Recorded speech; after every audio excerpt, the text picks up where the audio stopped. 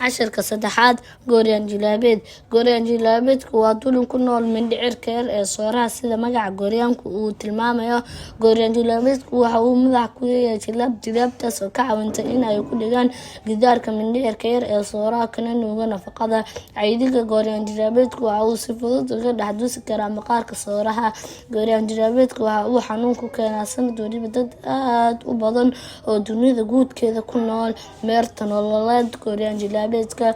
Gacanta Gooryan Jilaabeedka waxa ay soo raacdaa saxarada qofka carrada qoyan gudaheeda. Gacanta bacrinsan waxa ay martaa heerar koriin oo kala dambeeya.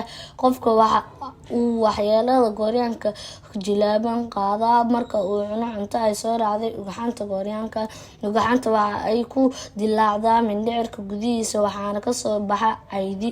Caydiga waxa uu ku dushaa derbiga mindhicirka yaryar waxa uu raacaa dhiigga waxa uu maalmo kadib gaaraa sanbabada sooraha. Sooraha waxa ku dhaca shuban iyo calool xanuun.